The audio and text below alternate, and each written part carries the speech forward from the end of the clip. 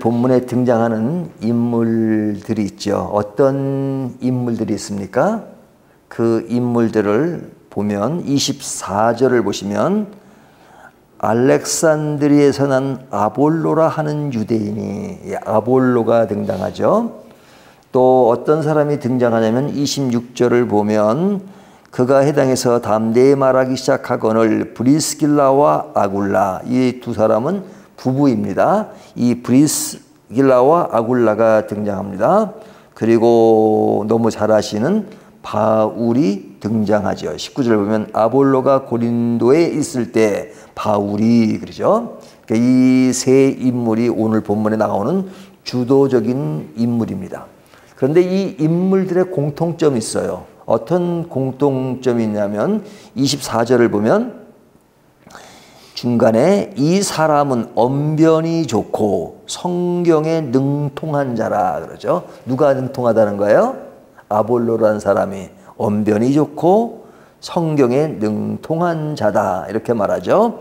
또 26절을 보면 이 브리스길라와 아굴라가 나오는데 그들이 그 아볼로를 데려다가 하나님의 도를 더 정확하게 풀어 이르더라. 그러니까 아볼로가 성경에 능통한 자인데 그 능통한 자를 데려다가 그가 부족한 부분을 더 보충했다 하는 이야기는 이들도 성경에 능통하다는 얘기죠. 또 뒤에 보면 바울이 지금 그 행하는 그런 일들을 보면 그도 당연히 성경에 능통한 자이죠. 그러니까 여기 세 사람의 공통점은 전부 다 성경에 능통한 것입니다. 28절도 보면 그렇고 또 19장으로 넘어가서 3절에 보면 다 그런 공통점을 가지고 있죠. 성경에 능하다는 것은 사실 그렇게 쉬운 것이 아닙니다. 그것에는 그것을 준비하고 배운 열정과 헌신이 필요하죠. 그래서 아볼로는 어떻게 능통하게 되었는가 하는 그 한 면을 보여주고 있는데 25절 보면 그가 일찍이 주의 도를 배워 열심으로 예수에 관한 것을 자세히 말하며 가르치나 그러죠. 자, 그가 일찍이 주의 도를 배웠다 그러죠. 요즘 우리가 운동선수들을 보면 그들이 아주 세계적인 인물이 되는 사람들의 특징은 뭐냐면 그냥 나이가 들어서 중간에 했던 사람이 그렇게 되는 확률은 많지 않습니다. 그러니까 대부분 어릴 때부터 그냥 아주 그 운동을 익히는 사람들이 어떤 유명하고 또 많이 알려지는 경우가 많잖아요. 그것처럼 말씀도 일찍이 시작하면 그만큼 유익한 점이 많죠. 물론 나중에 시작해도 굉장한 수준에 올라간 사람도 있지만 그러나 그가 일찍이 주의 도를 배워 어느 정도로 배웠냐? 열심으로 예수에 관한 것을 자세히 말하며 가르친다. 열심히 가르치고 하는 것에는 그 배움을 전제로 하는 거죠. 그러한 기반을 닦았기 때문에 많은 사람들에게 유익을 줄 수 있는 것이죠. 그러니까 내가 성경에 능통하다 하는 것은 그만큼 준비가 되어 있고 또 많이 배웠고 또 많이 노력했고 많이 헌신했다는 것을 알 수 있죠. 자, 이런 사람이 누구냐? 이 세 사람의 공통점인 겁니다. 자, 이 공통점이 이제 아까 말씀드린 것처럼 브리스길라와 아굴라는 아볼로를 정확하게 파악하는, 그러니까 아볼로가 성경에 능통하다 그러는데 그 아볼로를 보는 이 브리스길라와 아굴라는 그를 보면서 아, 이 사람이 능통하지만 이런 부분이 부족하구나. 그 부족함을 알아차리고 그의 그 부족함을 보충해 줄 수 있는 그런 사람이라면 그들도 능통한 것이죠. 26절에 보면 브리스길라와 아굴라가 들었어요. 뭐가? 그가 요한의 세례만 말하는 것을 듣고 요한의 세례만 말하는 걸 보고 그것을 보충했다는 겁니다. 그러니까 바울도 마찬가지고 다 이런 사람들의 그 능통하기까지의 그 과정이 그 간접적으로 표현되고 있죠. 그러면 능통한 것은 굉장히 중요합니다. 근데 중요한 것은 그 능통함이 무엇을 위한 것이냐죠. 무엇을 위한 것이냐. 아무리 능통하다 하더라도 그것의 그 목적과 방향이 올바르지 않으면 그 능통함은 사실은 헛겁니다. 그 능통함이 무엇을 위한 것이냐. 그것은 진정 소명감을 위한 것이죠. 그러니까 하나님이 복음 전파를 위해서, 그리고 이 말씀을 잘 가르쳐서 사람들에게 변화를 주고 하나님을 제대로 알 수 있도록 하는 곳에 능통할 때 의미가 있는 것이죠.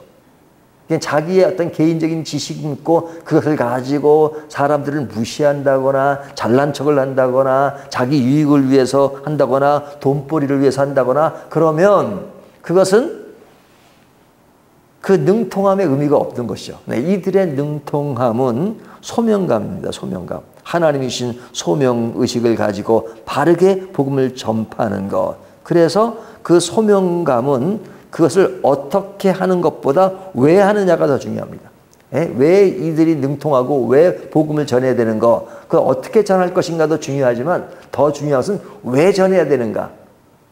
그래서 사실은 우리 신앙도 그 왜라는 질문은 늘 해야 합니다. 왜 교회를 다니는가? 왜 예수를 믿는가? 왜 기도하는가? 왜 성경을 보는가? 왜 큐티를 하는가? 하는 어떤 왜에 대한 분명한 답변이 있고 대답이 있을 때 의미가 있는 겁니다. 그러니까 이들은 능통한 것이 제일 첫째가 아니라 능통하지만 그것이 바른 소명감을 가지고 바른 자세를 가지고 하기 때문에 의미가 있는 겁니다. 자, 이러한 자세도 괜찮고 능통함이 있어요. 그렇다고 완전한 것이냐? 완전한 것은 아닙니다. 아무리 능통하다 그래도 완전한 것이 아니죠. 어떤 사람 말하기를 내가 알면 알수록 모르는 것이 많다. 그런 철학자들의 이야기들이 많잖아요. 그만큼 많이 아는 사람일수록 많이 모른다는 걸 알아요. 그러나 하나 아는 사람들이 문제야. 하나. 조금 아는 사람들이 문제야. 자기 다 아는 것처럼 생각하잖아요. 그러나 많이 알면 알수록 공부하면 공부할수록 진짜 그 정상에 오르는 사람들은 내가 하나를 알면 아 내가 10개를 모르는구나. 이거 알기 때문에 늘 겸손해져요. 근데 하나만 알아가지고 하나가 전부인 것처럼 생각하는 사람들은 그냥 자기가 모든 걸 다 아는 것처럼 착각 속에 빠지죠. 모른다는 사실을 몰라요. 그런데 이들은 자신들이 능통한 사람이지만 다른 사람들이 볼 때 그렇게 생각하는 거죠. 근데 이들은 그런 가운데 부족함을 인정합니다. 25절 보면 그가 일찍이 주의 도를 배워 열심으로 예수에 관한 것을 자세히 말하여 가르치나 요한의 세례만 알 따름이라. 요한의 세례. 요한의 세례만 알 따름이다. 그래서 그 알 따름에 대한 것을 이제 브리스길라와 아볼로가 보충을 하잖아요. 그 보충을 했다는 것을 또 아볼로가 그것을 또 배우면서 더 보충해서 뒤에 보면 이제 더 앞으로 나가는 것을 볼 수가 있죠. 그러니까 부족함을 인정하고 배우는 것이 매우 중요합니다. 그와 더불어서 배우는 자세에서 이제는 의지력입니다. 그런 것을 가지고 그냥 속으로만 알고 있는 것이 아니라 의지력을 가지고 이제 앞으로 전진하는 거죠. 전진할 때 발전하는 거죠. 그래서 오늘 나오는 인물들의 공통점은 뭐냐면 하나같이 능통하고 부족함을 알지만 행동하는 사람들입니다. 행동하는 사람. 그래서 앞을 향해 직진하죠. 그것이 필요한 것이 있을 때 그들은 주저하지 않고 일어나 갔습니다. 그래서 여기에 아볼로라는 사람은 어디로 갔어요? 27절 아볼로가 아가야로 건너가고자 하므로 형제들이 그를 격려하여 제자들에게 편지를 써 영접하라 했더니 그가 감에 은혜로 말미암아 많은 자들에게 많은 유익을 주니라. 이제 알고 능통한 것을 가지고 그냥 사람들에게 유익을 주기 위해서 어디로 갔어요? 아가야로 갔죠. 그리고 그곳에 가서 공중 앞에서 그 말씀을 전함으로 그 말씀이 다른 사람에게 전달되고 다른 사람에게 유익을 준 것이죠. 또 바울도 지금 이 19장 1절에 아볼로가 고린도에 있을 때 바울이 윗지방으로 다녀 에베소에 와서 어떤 제자들을 만나 이르되 너희가 믿을 때 성령을 받았느냐 이르다 아니라 우리는 성령이 계심을 듣지 못하였노라 하니까 바울이 그들에게 또 이제 말씀을 증거해서 그들을 알게 되고 12 제자들에게 그런 것을 전하는 내용들이 뒤에 나오잖아요. 그러니까 그들은 아는 것으로 끝나는 것이 아니라 그것을 가지고 행동하고 주저없이 나아간 그런 사람들입니다. 그렇게 하는 그 일면에 또 가장 중요한 것은 그들이 어떤 인간적인 측면을 가지고만 나간 것이 아니라 성령 충만했다는 것을 강조하죠. 성령 충만함 속에서 그들이 하나님이 원하는 그 일들을 열심히 따라 순종하면서 열심히 했다. 그러니까 이들이 갖춘 것이 뭡니까? 말씀으로 능통한 어떤 지적인 것도 갖추고, 그리고 어떤 자신의 연약함도 인정하고 더 배우면서 보충해 가면서, 그러면서 하나님이 주신 소명감을 가지고 성령 충만함 속에서 앞을 향해 나가는 그런 요소들을 다 갖추고 있잖아요. 그러니까 이런 사람들 보면 우리가 우리 자신을 한번 생각해 보게 하죠. 뭐 저도 이 말씀을 보면서 나는 이 부분에 뭐가 약한가 하는 것을 생각하잖아요. 그러니까 이 말씀이 우리들에게 무엇을 보충해야 되고 무엇을 더 이끌어 나가야 되는가 하는 것, 이것을 생각하게 합니다. 자, 그런데 이제 이런 말씀이 나에게 주는 교훈, 그것은 우리가 어떤 것이 부족한가 하는 것을 생각해 보는데요. 여기서 좀 하나의 이슈를 좀 더 보충해서 생각해 보면요. 여기에 나오는 성령 세례와 요한의 세례입니다. 19장 3절을 보면 바울이 이르되 그러면 너희가 무슨 세례를 받았느냐 대답하되 요한의 세례니라. 그죠? 요한의 세례. 그러니까 요한의 세례라는 건 뭐예요? 이제 물로 세례를 준 거잖아요. 물로 세례를 주잖아요. 그러니까 물로 세례를 주는 그 의미가 뭡니까? 그러니까 세례라는 건요. 이제 오늘날은 이제 약식으로 세례하지만 침례교인들은 이제 그걸 되게 중요하게 생각해서 성경을 읽을 때도 세례 요한이라고 읽지 않고 침례 요한이라고 있습니다.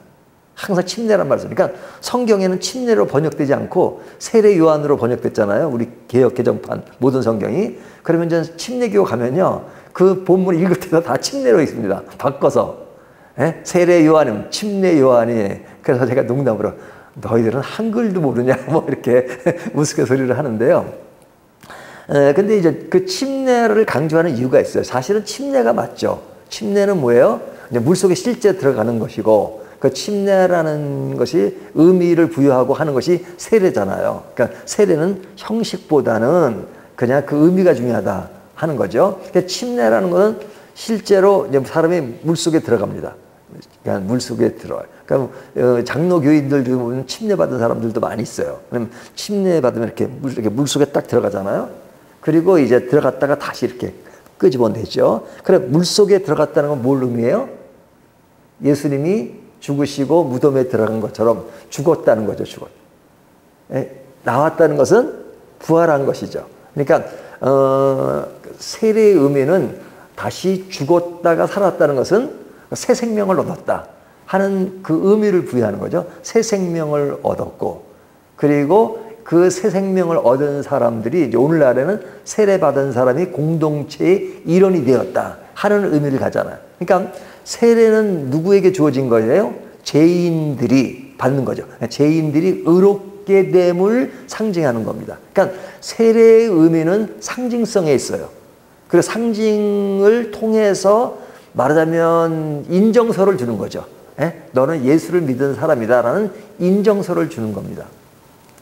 그러니까 세례의 의미는 제가 가끔 말씀드리지만 고난과 핍박 시대에는 세례를 받았다는 것은 목숨을 내거는 겁니다. 그러니까 목숨을 내거는 그런 상황을 보고 세례받은 사람은 구원을 받았다라고 말할 수 있죠. 그런 의미에서. 그러나 실제로 본질적으로 들어가면 세례를 받았다고 꼭 구원을 받습니까?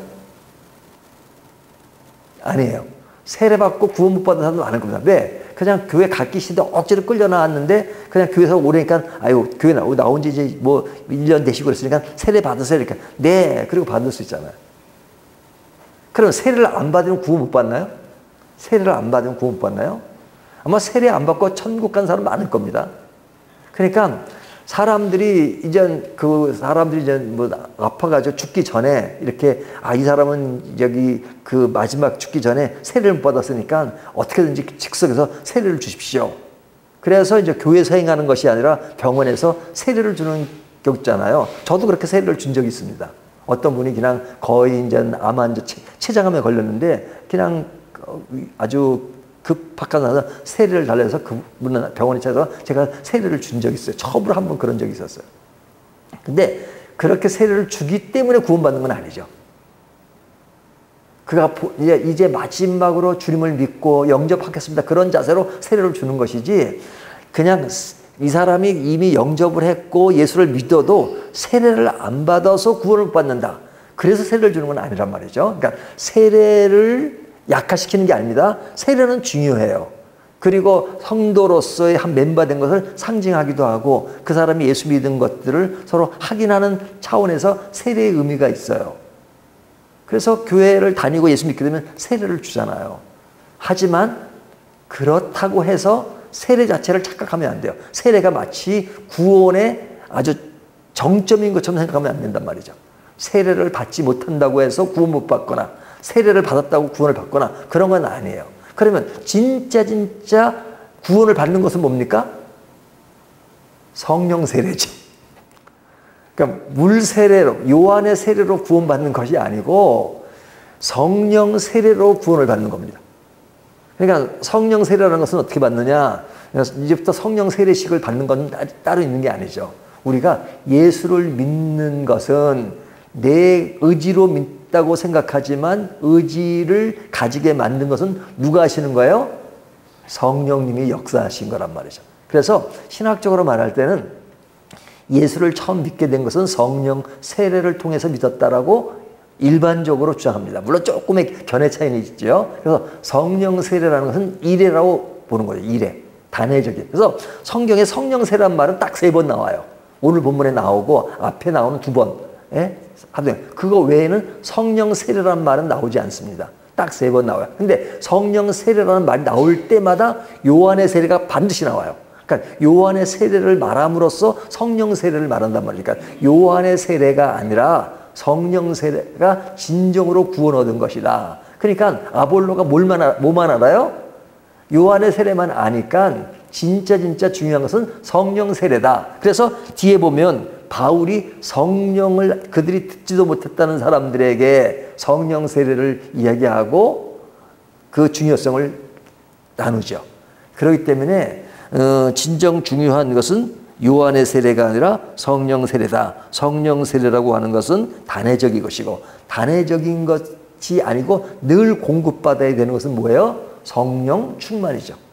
그래서 성령 세례와 성령 충만을 구분할 줄 알아야 돼요. 그러니까 성령 세례는 늘 그냥 물론 성령 세례 받아야 돼요. 성령 세례 받아야 돼요. 그 말은 예수 믿으셔야 돼요. 그런 말이에요.